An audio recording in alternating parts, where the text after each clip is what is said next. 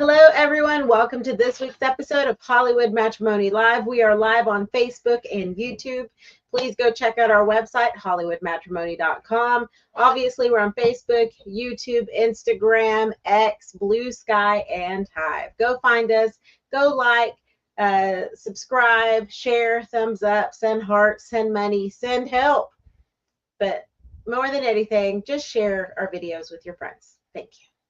What are you doing over there? The Space Marine stand won't go on. He was standing without it. I know, but Does he need it? well, What theory. is this from? It's a Warhammer. Don't hit me. There we Imagine this is gonna be one of those things where He's got a Power Fist. okay. It's from So basically you're playing with toys. No, this is a Warhammer. It's a collectible. Listen. Oh, is he pointing at me? He is. He's going to give you one of these. What are all the? Oh, he has different helmets. Different hands, and and he's got this Power Fist. He's got his gun. He's got a gun. That's what I was telling you. That if you look at the picture here, he can't hold his gun because his gun hand, which as such, Okay. goes on the Power Fist hand. Oh, so you can't do both. So you can't put the Power Fist on the hand because I hate when they do that. But if you look at the picture, the Power Fist on this hand, his gun's the other hand. So this False is advertising. a manufacturing issue. Yeah. They I should, hate when they do that. They should have just Because I like to put all the weapons. They should have just put the gun hand, made the other side the gun hand. On my toys, my collectibles, like I collect the Predator ones, and I like to have. I want to have the cannon and the gun, and like I want all of them. I want them to have he even everything. has an interchangeable head, but you can't. So I try to put the different. This helmet prop doesn't make any sense for hands. this particular figure. You would have to take the whole head off. You have to take the head off, which is fine because then he's a Space Marine like that. But like this apparatus he has on his head, this helmet would not fit over it. So I don't understand. No, you have to completely just. No, I understand how the figure works. I was saying in real life, the actual of the combat situation. In real life of this action, you cannot put this helmet over it. Shut up. All right. Well, welcome everyone. Space Marines are awesome. Okay, if you say so. I have a whole. Oh, you? Well, I fleet know. of them. I'm very much aware. You know what? I'm very aware of all of the things. I don't have them all. I missed out on some. No, that's okay, babe. You got a ton of things up there. It's all right. Okay, we're going to talk about movies. We're not talking about Space Marine whatever anymore. Did you just have the Space Marine sniper? That's You have to interesting. code in the long thing. All right, which movie do you want to start with? Because there's a lot. I don't give a dunder crap. Okay, we're just going to go to the next one on the list. Here we go. This is the movie Until Dawn. This is the one where a bunch of friends go into this creepy house and they keep dying over and over again and they can't get out. But you find out that if they can survive the night, then they might live. There you go. That's all you need to know. And if I'm not mistaken, it's directed by the guy that did, I don't remember his name now. He did a Spider-Man movie, the newer one, Homecoming, that franchise, as well as, no, I'm sorry, not Spider-Man, Shazam. Shazam. And then he also did like Don't Breathe or Lights Out or something it was like Lights that. Out. Yeah. So this was him kind of. Annabelle Creation. Yeah, this was him kind of returning to the horror roots. David F. Sandberg. After he went and did the 2 Shazam movies. Shazam. He came back and did this. And Until Dawn is based on a video game. Which I had no idea. I was like, why is this video game logo playing on here? PlayStation or whatever it was. Yeah, I was so lost. It's a great premise. The whole idea is this house that has a clock that's an hourglass and a ticking clock merged together, if you will. Yes, it goes. And the people during that time, people can cover face off for almost everything you can imagine within the horror tropes of slashers and ghosts and hauntings, and they get killed most of them, and then when it restarts, they're back alive and they go through it again. Yeah. So cool. The idea is awesome, and it lends itself to really going out there and doing all kinds of crazy kills, and they do pretty gory. The problem I have in this movie. Oh goodness. Oh, it's a group of people that end up at this house because the one girl's looking for her sister. Correct. Who had also gone missing. Yeah. And now they're missing. Now they're stuck in the middle of this. So I enjoyed the movie for what it is. The problem is I felt it got really cliched. How so? Like just very by the numbers of these kind of movies where they have an opportunity to really go over the top with some of the craziness and the kills, and it's there. It just felt like they never really took that extra step. if that makes sense. Yeah. I don't know. I really liked this movie. I thought it was a lot of fun. I would watch it again. Oh, I enjoyed it. Like you said, it has all, like you have your weird slasher, the people with crazy masks, you have a Wendigo, you have I feel like the one lady with the big teeth, what are those things called? That we had a bunch of those in Supernatural, like the teeth people, whatever they are, like wraiths or whatever. So you have every type of creepy thing you can think of. And at some point you're like, is this even like for real? Like, because you don't die the same way every time. So then I'm like, who are they controlling this? Is somebody controlling this? Like, how do you get out of the loop? Yeah, so it's kind of a mystery. Yeah, there's some twists and turns to it that make it a little more compelling and interesting. Like I said, I enjoyed it as well. Yeah, I really liked it. I wish it wasn't so dark all the time. Yeah, it was overly dark. Parts of it are hard to see. So I think there's twofold there. I think one, it helps the impact of the creatures and the killers because that darkness and the shadows make them creepier. But then a lot of the kills are dark too, so it's hard to see the full nature of the kills they do, and you could tell they really went all out with the blood and the gore, and so some of it gets kind of lost in the translation of that. But like I said, I enjoyed it too. I just felt it was very much. Yeah, at one point when it starts happening over and over, and they start getting like sick and weird, I feel like there's a movie we've seen like that where they start becoming like crazy themselves and monstrous. What was that movie? I don't remember. But yeah, there's a little bit. And I like the other girl that's from Hellraiser. From the Hellraiser. I just like her. Yeah. I don't know why. And I watch that Hellraiser movie often. I don't know why. Remake. Yeah. I liked them all. And then I went back and watched all of them. And there's that one where they reverse filmed back in the day. The guy's like skin coming on. Well, that's the original movie, isn't it? The second one, I think. The second one? I don't know. I think it's the original. I was like, this was not very good, but it probably was really cool for the time. Yeah. So who knows? I mean, there was a lot of those Hellraiser movies that are not good. Yeah, no. But it's fine. I watched all of them. Anyway, this one's fine. Until Dawn. It's one of those, and it sets it up for a sequel. I don't know how well it did. I mean, I would watch another one. I would love to see more varieties of the kills. Like I said, I just wish it had given that little extra something to make it stand out. Yeah. But if you like these kind of movies, if you like blood and gore, there's not much else to tell you about this one. Oh, the creepy clown. There's a creepy clown. There's witches. There's everything. Yeah, that's what makes it. That's what makes it such a unique movie that has a little bit of every horror genre that you can, subgenre that you can think of. So whatever you're a fan of, it's probably in here. Yeah. It's just, like I said, it just needed that little extra spice, and I don't know what it is. I couldn't tell you what it needed, but there was just, when I finished it, I just kind of felt like, okay. I didn't feel like, oh, that was awesome. I was just like, I enjoyed it for what it was. I liked it more than you did then. Yes. All right. So. It's on Netflix now, so go check it out. It's also on Blu-ray and DVD. There you go. If you don't have Netflix for some weird reason. All right. Are you okay to talk about this one? Sure. I really liked this movie. I'm just going to say it right now. I want to watch it again. Got ripped apart. Really? Yeah. The only thing they liked was the final act. Oh, that was you. This is the movie The Home, starring Pete Davidson. Surprisingly, I'm beginning to really like him. I like Pete Davidson. He's done comedy. He's done drama. He's done a lot of different stuff. Where he's that drama one. You about the one about his life? I was just crying. That Jersey King. Yeah, Prince Jersey, whatever. Yeah, whatever it was. King of Staten Island. Yes. Oh my God. That was basically loosely based on his life. I was just crying up a storm. Anyway, so this new movie is about this kid it's a grown man who's constantly getting in trouble or in drug problems or losing his jobs or getting arrested or something because he's just got problems. He's got a past of what causes some of his. He has some trauma. Yeah, and so loss. This was kind of his last effort to really get things together, and he gets a job at this nursing home.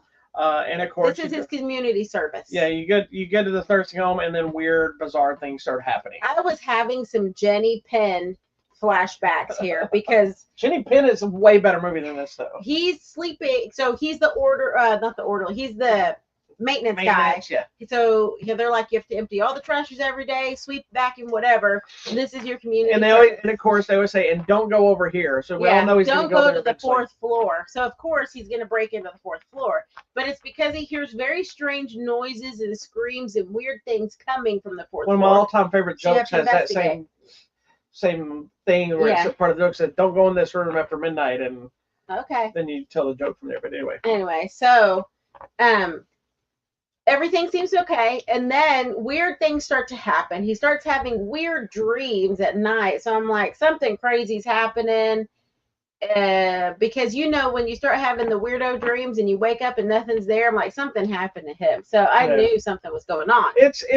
I enjoyed the movie as well, but again, it's another one that felt like I'd seen it before. Mm-hmm. It's a mix. It's not overly original, but it does bring certain things to the mix. Like Pete Davidson to me was the saving grace of this movie initially, but just getting to see him do something a little different. We've seen him in comedies and dramas, but I don't know outside of there's that one movie we saw that was kind of a slasher film that he's in. Oh, what was that one? Oh. And all the kids at that mansion at that party. Oh. We liked it. Bodies. Bodies, yes. Good movie. It was a while ago. But that one wasn't really him being it to be in a serious tone, because he was kind of Pete Davidson in that movie. Mm-hmm. This one he gets to stretch his acting chops. He gets to dive into some emotions, some fears, some creepiness. So this is a Pete Davidson performance type thing. It's really him. Yeah, that I think really worked. And I think it's interesting because it plays on some of the fears of the whole nursing home thing. That some of these folks are just left there. No one comes to see them. And so when they see him as a younger person, like, oh, we're so excited you're here. Even if he's just taking out the trash. But he actually talks to them. Yeah. And one of the residents there says, the thing that will kill older people is boredom. Sitting there and doing nothing. But the being active is the thing. Well, that goes into the move it or lose it mentality. Yeah.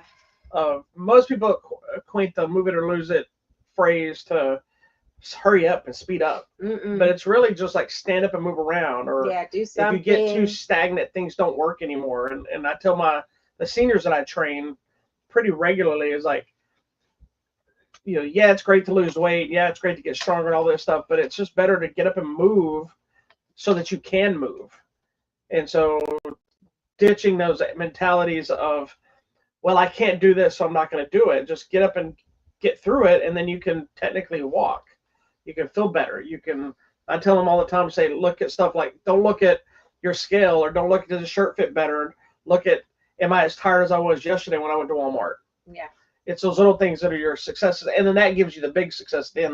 And it kind of plays into some of that in this movie of their boredom or their fears or their neglects or their things just kind of stagnant. And I think it plays on our fears of people like nursing homes are scary places to certain people. Like I remember when I was younger, when I was in high school, and we would go play at nursing home. Yes. And then like people would cry and I'd be like, okay, this is super uncomfortable. But it's those kinds of and I think some people are scared of old people too. And it plays on all of these different fears, but then I'm terrified of old people. Crazy things are happening, mysterious deaths and things. So it goes in a weird direction. Yeah, it goes in a very interesting, and I liked it. There's a couple moments, like there's one moment, and I don't know if you felt the same way. There's one moment where there's kind of a reveal, and you start feeling cheated. Like I felt like, really, is that what we're doing? But then it went somewhere else, and so there's kind of a multiple layer, I think, to the ending of this movie. That while it's straightforward, it kind of tells you what happened.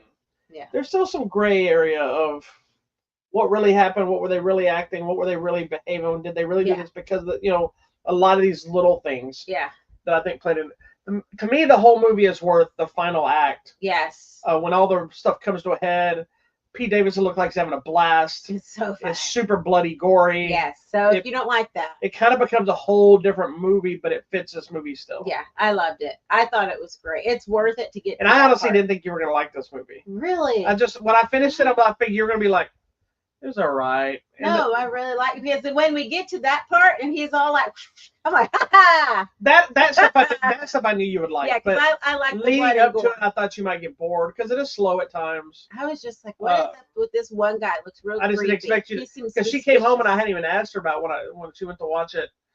We watched it separately, And she popped right in. She goes, "I love that." I'm like, "Whoa, okay." I want to watch it again. That's not the reaction I thought I was getting. I want to watch it. But anyway, The Home is in limited release in theaters. I'm assuming on digital and stuff as well. Yeah.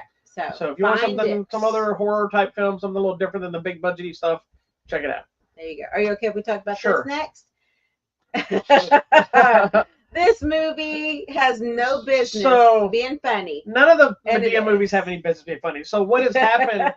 we are unapologetically Madea fans. I am. Like, I like Tyler Perry, but I'm not a fan of all of his movies. If you slap Madea in there, I'm gonna watch it. Oh yeah. Now there have been some real Madea stinkers, and I think one of the things that has lost the spark of the Madea franchise is Madea took over. Mm-hmm. Madea used to be a side character. When she does the side little quippies, it's fun. Yeah, so the Diary of a Mad Black Woman and some of these early ones are strong, powerful, really brilliant films. Where she just has a strong cameo. Yeah, but I also understand that she's a popular character. She's hilarious. So they've given her this. She's taken on her own life. She's went from being the secondary throwaway comic relief character with a little bit of wisdom. She's went from being Silent Bob to Silent Bob the movie kind of thing. But she's still funny enough with the rest of the family. It's really not about Madea anymore, as it's about Madea and the family. Yes, which is fun. And so I was curious if this was going to be another of the clunkers. You know, we got the Boo Halloween. You got Madea goes to jail. Boo had no business. Yeah, well, none of them did. But the Boo movies, Madea goes to jail. Madea, there's always Madea, whatever. But at the same time, I can't fault Tyler Perry. I like witness protection personally. Because I can't fault Tyler Perry. No. You got something that works. You just have to keep making it. He owns his own studio. He can probably make anything he wants now. Because there's another movie coming up next year. Oh, is there? Yep. Another Madea? Joe's College Road Trip. That might actually be funny because I like Joe. It's Medea's brother, Joe. Madea likely having a role. We don't know yet. That's all we know. I like Joe. Joe, we don't get enough of all the time. But anyway, so this latest one it's Madea and there's a destination wedding. There you go. That's so the granddaughter, which is Tyler Perry's daughter. What's his name? I had to pull up the Madea. Daughter? No, in this movie. You're talking about Tyler Perry's character. Yes, Tyler Perry is Joe's son. I have to keep this. It doesn't matter. And his daughter is getting married. Now, we've seen her in a couple of movies when she was younger. It's still the same girl. The ex-wife is different. That changed it. Well, I think the girl is different. She came into one of the later movies. I Can Do Battle by Myself? No, I think she was later than that. No, that's when they changed the wife. Yeah, I think she came in later. Either way, it doesn't matter. It doesn't matter. It's the girl from the previous movie. At least. Anyway, she's getting married. They're taking her to Hawaii. They're having a destination wedding. And Medea's like, wait a minute. Why are we having this wedding so fast? So that's one part. The other part is Tyler Perry's having issues of money because he feels like as a father he should pay for this big wedding. But then the lady, the ex-wife Deborah, got married to the rich guy, so she should be paid. She's like, well, so here's the thing. It's a whole thing. It's a lot of drama. You do not have to watch every Madea movie. No, you can catch up. You will not totally understand the family dynamic or some things they have said previously that they might mention because almost everything happened in another movie. Yeah. There's very few things in this franchise that happened off screen. Correct. So I will say, as far as continuity of most of the actors, storyline and growing each movie to say, okay, this person is still together, or these people are getting divorced, or this person's still at that school, or whatever the case is in their situation. You do need to kind of know. That stuff kind of continues from movie to movie. Mm-hmm. Think this one was a smart plan of bringing all the families somewhere else out of the hood. Yeah. Mainly because it just gives it a different vibe. Yeah. It's very much a fish out of water. But there's all the cliched stereotypes of, things aren't always at the same. Somebody's up to shenanigans. There's going to be some drama. And I will say, even with these Madea movies, as stupid as they are, he still infuses that drama or some sort of a moral lesson. But I don't think they've been as strong as they used to be. Mm. Like, those older ones are, like, heartbreaking and tearjerkers and emotional. These are more like... And I Can Do That All By Myself. Yeah. These are more like heartwarming. Yeah. Kind of very like romantic comedy level. Yeah. But I will say, I was laughing my ass off at this. I movie. know, and it has no business being funny. It's stupid. It's stupid. It's stupid. But it's funny. I can't even say it's a good movie. It's entertaining. At least. It is. It's just I just crack up because I love the character. I think Joe is phenomenal. That's your favorite. Joe is my favorite. The Browns are funny. Medea is always funny. But if you hate Madea, you're gonna hate this movie, so you wouldn't watch it anyway. Why would you? If you like the other ones, or if you like any of those specific characters, then this is the kind of movie for you. Yeah. What I will say this movie has done is now spawned a potential planned vacation for our family. Oh yeah. Because I actually have been to the resort that they're at here, and I think they're in the Bahamas. And I actually did work at that resort. So then you didn't get to enjoy the resort. No, I was there for literally a day. Flew in, we did a show, we flew out. I got to walk around and see things, but didn't really do anything. Yeah. So, but while we're watching this, she goes, "Isn't that where you went?" And I looked up and was like, "It sure is. I'll be there." I don't remember that. Well, then we started discussing. Now we're planning a trip to the Bahamas. We should go there. It looks fun. So thank you, Madea. Thanks for making us spend more money. Yeah, check it out. It is on Netflix. Yeah, if you like any of those, then it's a fun, stupid movie. It is. I was cracking up. All right, are you ready for this? Sure. This one got me in the feels, man. It's a strong movie. The next one is Warfare, which is directed by Alex Garland. And I don't have my glasses on, so I can't see the guy. Something Mendoza. Ray Mendoza? Is that who the other director is? I don't know where that's Ray Mendoza, yeah. So it's based on a true story of this group of soldiers. And I believe they're in Iraq. They're in Iraq. And it's basically kind of like this one set battle they were involved in, or mission, or whatever you want to call it. And the filming, Alex Garland is the same person that did is it Ex Machina? Yeah. Yeah, he did Ex Machina. He did Civil War not long ago. He also did the writing for the original 28 Days Later and 28 Years Later that just came out. But anyway, the movie is kind of a small knit movie about this unit. Group of soldiers in this thing. They're in this Iraq war. It's not this big scale mission like they're all over the place. They're like in one house. They are just trying to get off the street and out of the city. Well, they're initially, that was what happens. They're initially under watch of these guys. They're terrorist cell. Right. Well, and then they see that they find out they're there. And then the ambush stuff. They throw a grenade in the house and everything goes crazy. Yeah. So at that moment, the movie itself is excellent, by the way. It would have stood out as a great military movie as it is.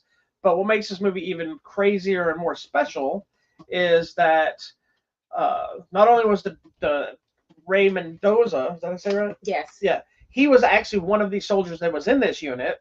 A lot of the other soldiers that were in this unit were on set helping with some of the military stuff, some of the memory stuff. And the entire film serves two things. One is to tell the story of this unit, kind of in honor of them.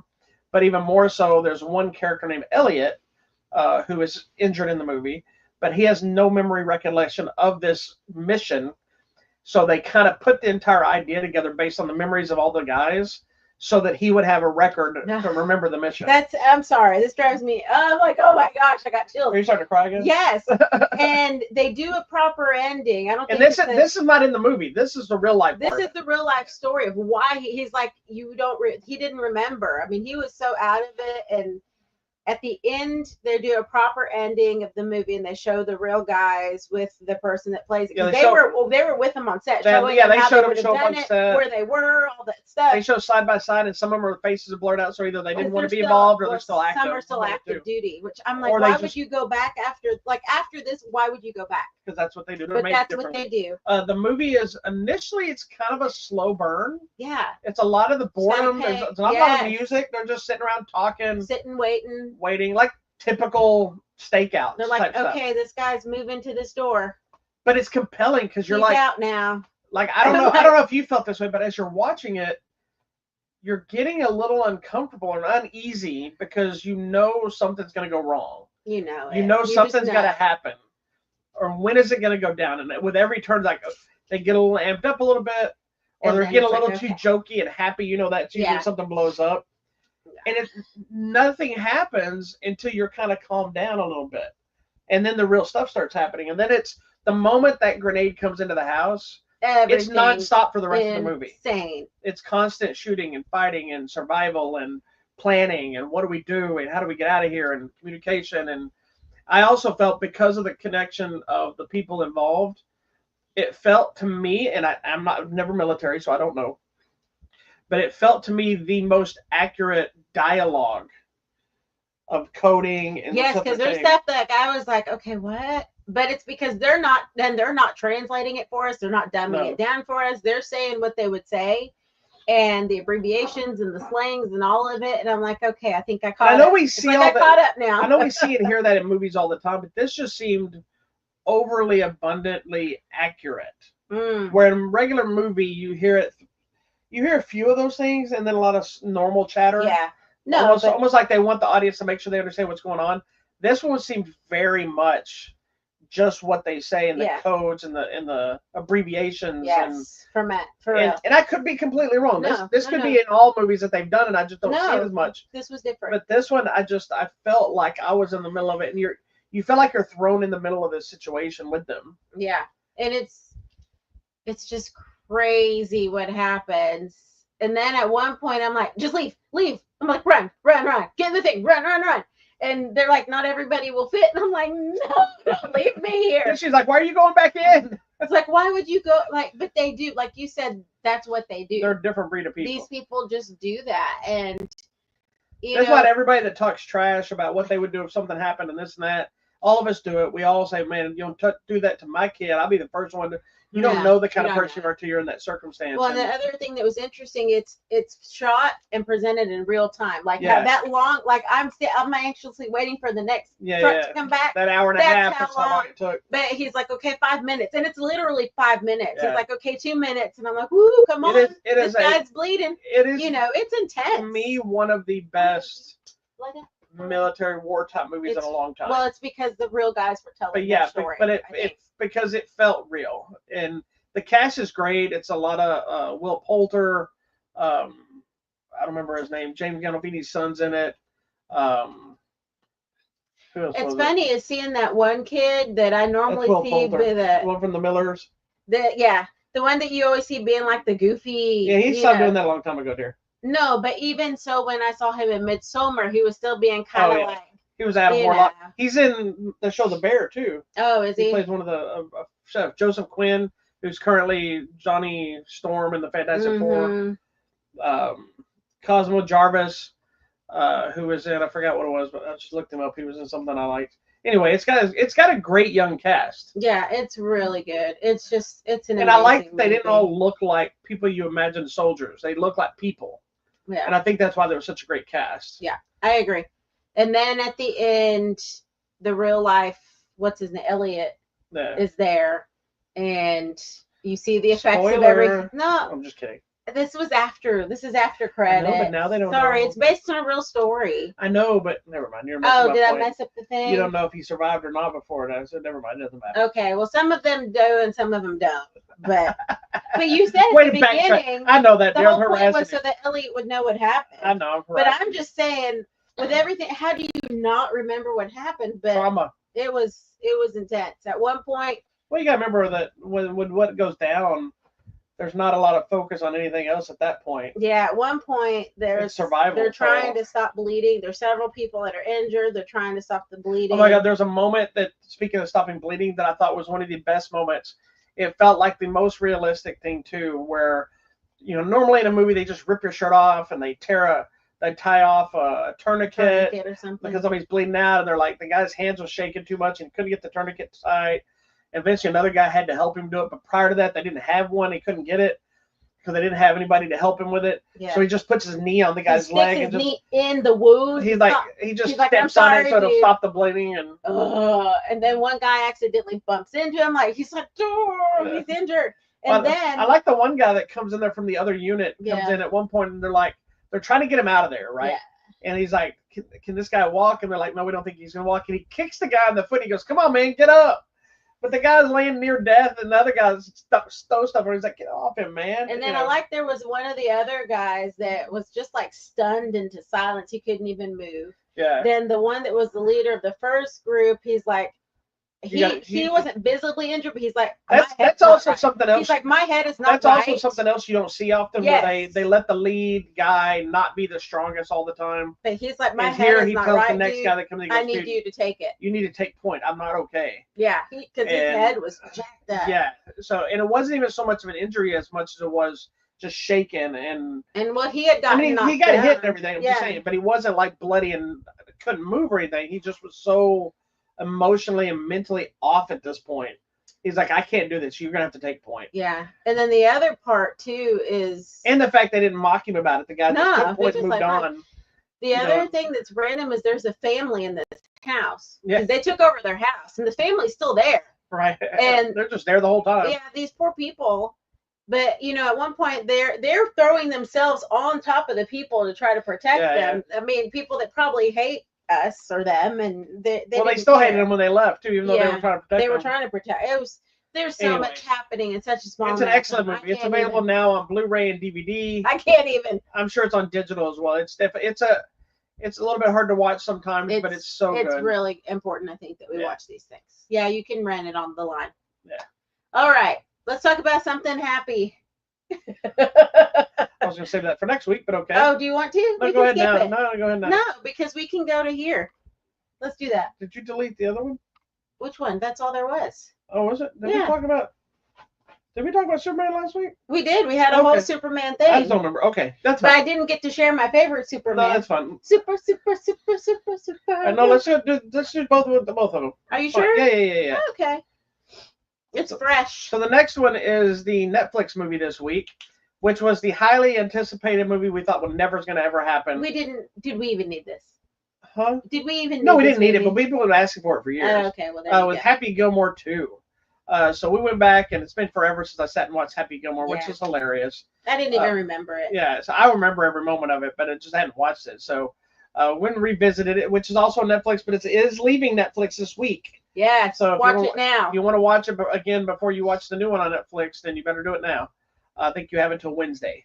But anyway, so we've jumped ahead. We're now at Happy Gilmore 2, a movie that's not necessary, it's not needed, but I still enjoyed very much. It is silly. It jumps ahead. It has good reasoning on why he's back. But what I will say about this movie is it peak perfection comedy? No. It's stupid. It's silly. It's catering to the fans. That's what this movie is. People that like Happy Gilmore, people that love Adam Sandler and this group of people and this kind of movies. That's what this movie is. It's not a movie that needed to exist. It's no Little Nicky, but oh god, Little Nicky's still the worst. That's my and Wedding Singer. Wedding Singer is fantastic. Little Nicky is not. I'm not a fan. His mom's an angel. I get it. I love it. Sorry, I just find it. I don't understand why you like that movie. It is so stupid. That is such the furthest from the movie you would like. I know, because it is absolutely dumb. It is a movie I would like. It makes no sense why you like it. Because I don't normally like that level of and I do comedy. I like Dumb, but that's Dumb and Dumber. Yeah, and I don't like Dumb and Dumber. Oh, Dumb and Dumber is genius. And Dumb and Dumber that one is good. Those things are hard for me. Anyways, as always, a lot of great cameos. I think he just calls people. He's like, "Hey, can you come be in my movie for 5 minutes?" Pretty much. They're like, "Yeah, why not?" But I love too that he does such a great job of getting people to come back. Finding they may not even be acting, but I think if he calls, they're like, "Yes, I'll come back for a day." Well, he's one of those notorious Hollywood guys that always employs his friends. Yes. Keeps everybody working. If he's making a movie, anybody that's ever worked with him before knows they're about to get a phone call, unless it's something like Uncut Gems or something like that. But if it's one of these goofy Sandler comedies, and I think he was very smart when he signed this insane Netflix deal. Yeah. Like he signed an insane millions of dollars to do all of his movies exclusively on Netflix. That's awesome. And not all of them have been great, but it's kind of a guarantee, right? Yeah. This one I thoroughly enjoyed. It was fun. It's a movie it's exactly the stupid movie I thought it was going to be. Oh, and then I'm glad that Julie Bowen came back because you had said I didn't expect what they did with her because that was unexpected. There's a big to do about when she in interviews promoting it. She was talking about how she was surprised they brought her back because she figured because she's older, they probably were going to get some other younger, new love interest for Happy, that kind of thing. And he was like, no, you were the one that, she said that he told him, no, you were kind of the glue and the heart to his happiness. So you had, but then what they do with her in the movie, I didn't expect. Like, she's still in the movie the whole time. Yeah, she's through the whole movie, but it's interesting. But it was like a really but it also fed the story. Yeah, and it's they also, with Shooter McGavin, they tweaked that to change that too somewhat. So what they did is it's a very familiar tone of essentially the same movie. Yeah. But with new directions and evolution to some of the characters, they made sure to put something in there about every character from the first movie, even the ones that are no longer with us. Yes. In fun ways. I know they said there was originally a very big major part in there for Carl Weathers before he died. And then there's even, I forgot the young man that passed away. Anyway, I apologize, but there's a young man that passed away that's from the movie Grown Ups that played his son. He even has a scene of that kid playing on one of the TVs to make sure that kid got in the movie. That's kind of nice. show homage to him. This one? Yes, camera voice. There he goes. Yeah, you go. Yeah, that was that kid. He actually has in one of the scenes, I think it's at like a stand or something. You kind of, when you see Happy walk up to Sam, you see a TV over in the corner and you see the kid on it. Yeah. So it's kind of a nice homage. Everybody, even like the people like Bob Barker. Yeah. You know, they're somewhere. Everyone is somewhere in this movie, which is nice. I agree. He does a good job of that, making sure. But also, it's very much its own thing. Forgotten. So I think that's what makes it fun too. Is it's familiar territory. It's even a little more over the top than the first movie, but it's also very much a new thing. Yeah. And it's mindless, stupid comedy. It's silly. It's ridiculous. It's dumb, but it's fine. But it's what I expected from Happy Gilmore. Yeah, there you go. I liked it. It's on it's on Netflix. It's on the Netflix, but yeah, go watch the first one so you remember. This one did, even though it's stupid, this one did make me feel like old school Adam Sandler. Yeah, it was fun. We haven't had a good old school Adam Sandler movie like this in a while. It was a lot of fun. And lots of fun people in it. The what? Lots of fun people in it. Oh, yeah. Doing silly things.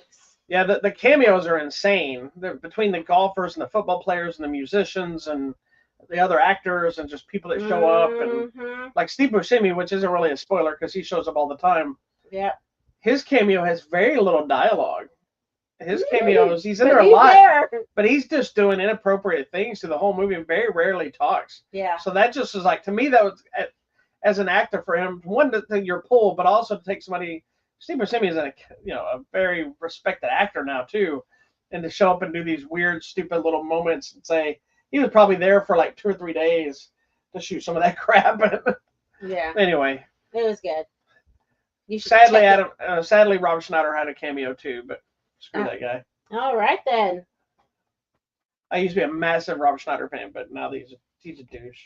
All righty, we're not going to go there. No, we're not. Moving on. All right, next. One more. The last one is the #1 movie this weekend. What? Didn't quite make as much as Superman, but it was up there.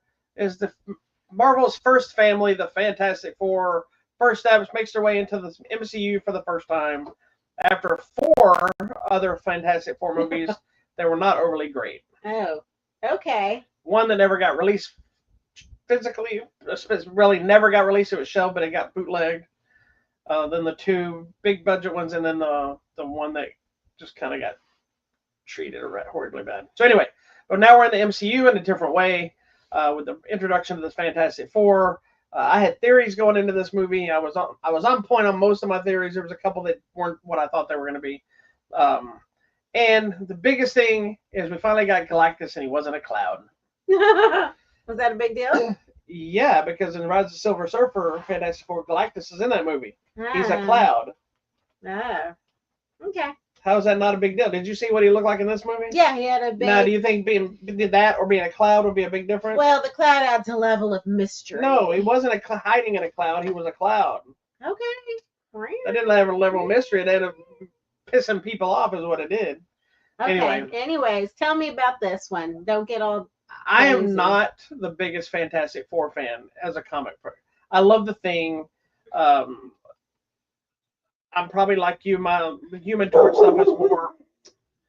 I'm probably more of a fan of the Human Torch of Superman and His Amazing Friends than I was from the Fantastic Four. But it's still comic book stuff, so I was eager to see what happened. I liked from the trailers. I thought the vibe looked great. Having that '60s weird sci-fi aesthetics. Yes. But I wasn't sure how I was going to feel about this movie. I love this movie. I thought it was fantastic. I felt. I know there's been hit and misses on the reviews, but I felt it was a Fantastic Four movie. It felt like the Fantastic Four. I loved the Galactus, the way they did Galactus. I wasn't sure how I was going to feel about the Silver Surfer. Before people complained, like, I know they made her a girl. That's a real character, so calm down. But I appreciate what they did with her. I thought she was fine. Would I have rather had the regular Norrin Rad Silver Surfer? Of course. But this is different, and it is, in fact, on a different Earth. So, or different timeline, whatever you want to call it. Multiverse thing. So, they can still bring in the other one. They can still do a lot of stuff. But yeah, I also like this. It was very standalone. It didn't bring in other heroes to fill it, sell it. It was very much its own thing. Yes. And that's what I miss about the Marvel Universe. Everything's everybody, everywhere, all the time. We never get movies that are just their own thing. Agreed. I agree. I liked it. I don't know anything about Fantastic Four except that I like Ian, the British guy, Okay, Mr. Suchi. That's a different movie. I know it's a different movie, and I get in trouble for saying that. I love Vanessa. What's her name? Kirby. Love her. I did not want Pedro Pascal as Mr. Fantastic. He ended up being fine. He's fine. I like the Rock guy. Yes. Whoever he is, he looks good. He is in The Bear as well. He looked good. This one, the other guy, there's something weird. I don't know if it's his hair or his face. You went from liking Joseph Quinn to not I like him. I don't like the way he looks in this one. There's something weird and off about him in this one. Probably his blonde hair. I think it is. I thought it was fine. I thought his version of Johnny Storm was interchangeable. I thought he was fine in the role. I liked him in the role, but probably anybody could have played him. Yeah, I don't know. There was just something that was putting me off. Mr. Fantastic, I thought Pedro Pascal, even though I'm tired of Pedro Pascal, I think he's a lovely man. I like him as an actor, but he was not what I envisioned Mr. Fantastic to be. One, the mustache. Two, just the way he carries himself. But I liked him in the movie. I thought he did great. I thought he worked fine. I thought he had that sense of coldness and matter of factness that, people. I've read a lot of people are like, oh, the chemistry between him and Vanessa Kirby was non-existent, and I disagree. I thought that it felt like two people in a relationship, but they have very different personalities. Because Sue Storm is essentially, despite not being the leader of the team, she really is. She's kind of the. She tells them what to do. She's the glue. She's the opinion. She's the thought. She's the Reed is the leader of the team, but that's just because he's the smartest. But he's always very cold, matter of fact, borderline on the spectrum due to his intelligence, and that's how he was played in the movie. I loved it. Yeah. If I have one complaint, I get why they probably did it again, because maybe they were trying to use this as a stepping stone for something later. The girl, but of course, they didn't make her in a relationship yet, but Thing has a love interest of sorts in the movie. Or somebody he meets, not a love interest, but somebody he meets that looks like it could go that direction, but it wasn't the right person. It wasn't Alicia. And so that threw me off. I don't know why they couldn't just called her Alicia, and Alicia's supposed to be blind. So I don't know what the idea. I'm sure it's going to come out because I've seen other people complain about that. But beyond that, I actually really enjoyed it. All right. Well, there you go. I liked it. I don't know anything about the Fantastic people. There's 4 of them. Yeah. And yeah, I just know her name's Sue Storm. That's all I know. She just. Do you even know what her powers are? I know she can turn invisible, and she can That's why she's called the Invisible things. Woman. She can be and she sends power. She doesn't like power waves. So she's not sending power waves. It's still like power waves. No, what she's doing is she can create invisible shields. Ooh, and so she's creating that shields and then pushing with the shield. I gotcha. She can cover them in an invisible shield that's not just makes them invisible, but can block things, stuff like that, and then she's invisible. I will say I was very happy and impressed with the way they used all their powers. The visual state, like especially Mr. Fantastic. We've got such crappy versions of him. And that's a tricky power to really make work, the stretchy stuff, and not make it look stupid. Yeah. And I thought they did a very good job in this movie of making it work. And I like the aesthetics of their costumes, where they all seem to kind of designed to adapt to what their power is or who they are. And the mix of practical effects with CGI, I think, is really what made it work. I just like the look of, like, we're in the 60s, but it's advanced technologies, but it still has that. Yeah, and it's not even really the 60s. I don't even know. I think it's this era. It just is in this time period. It just looks so cool. It's very 60s sci-fi. I love it. Even the technology and the computers and. But they have advanced technologies, but the computer's still like the big box looking thing. It's I love that they put Herbie in here. Yeah. Herbie was actually from the cartoon. Oh, yeah. The little robot guy. It's fun. Of course, we got a different version of the Fantastic Car, which I thought was fine. Yes.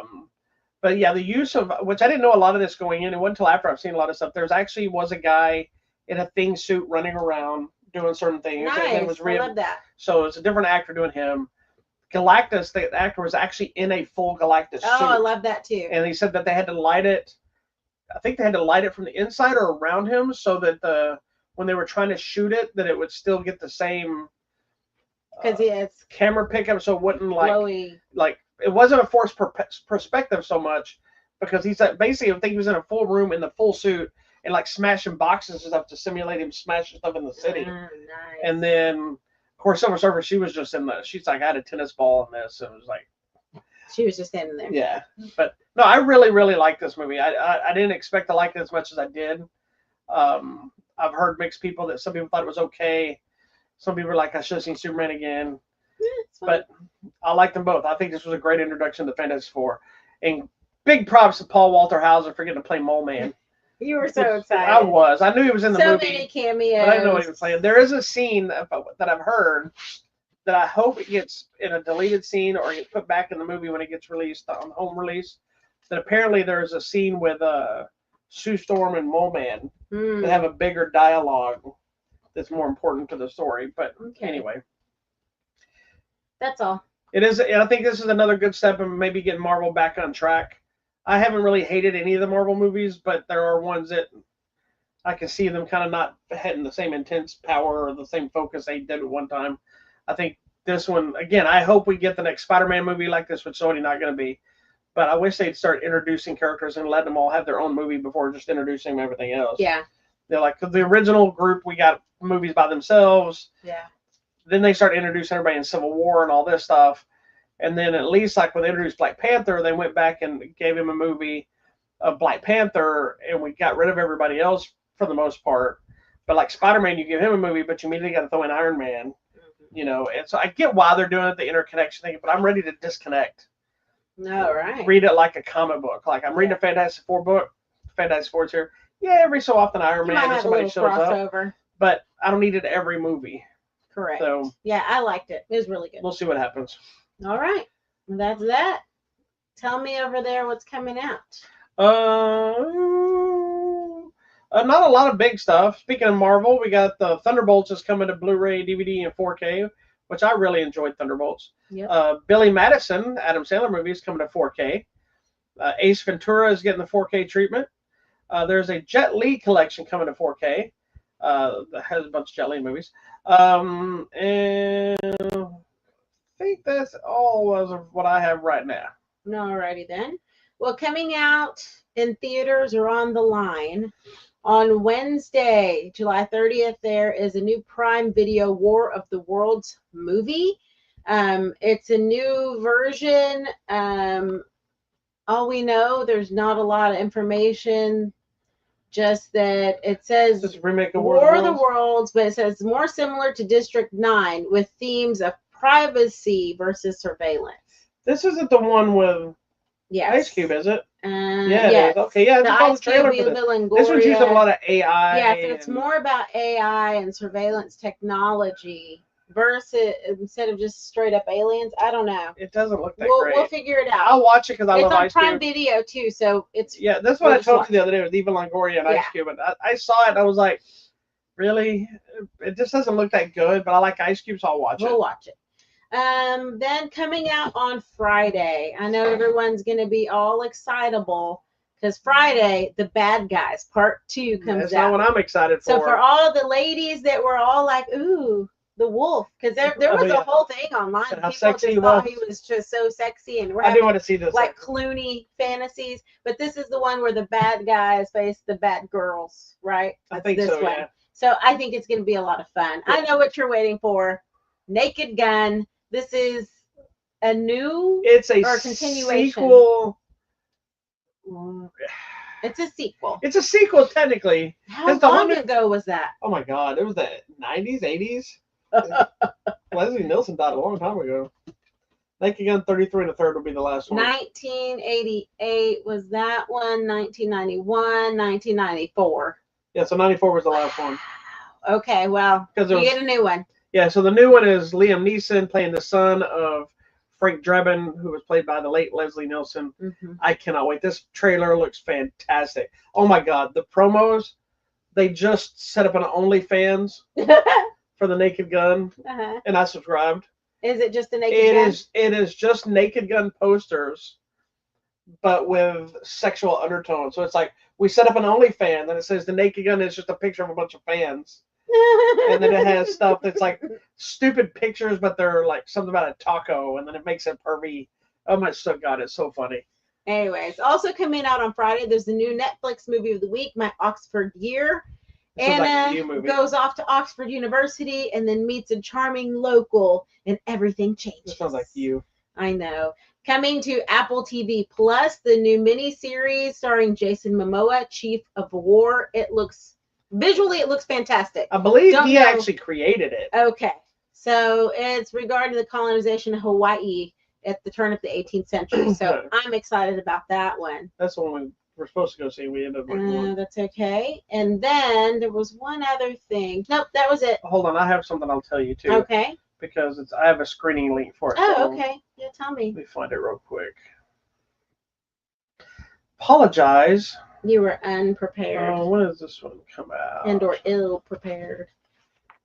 Okay, so there's a movie coming out called Trouble Man. Okay. Starring Lala Anthony, Method Man, and Michael Jai White. That I will be talking about because. Okay. Oh, this isn't it. This other one's not this. So that'll be it. Okay. Unless you don't watch it. If you end up not watching with me, then we may or may not talk about it. There's another movie called Baron's Cover coming out, but I don't know if I'll have time to watch it yet. All right. That sounds good. All right. Tell me about the free stuff, buddy. We have, I think, a couple of digital codes for Thunderbolts left. I still got an extra copy of Working Man that I got. Then we've got something else because my screen. We got a couple copies of Sinners left and Final Destination Bloodlines, the latest chapter in the Final Destination franchise. And lastly, we've still got the Sean Connery collection. We have one left and a Minecraft movie. There you go. So, and we should have some new ones popping up this week. All right. Thank you so much for watching. We'll see you next time.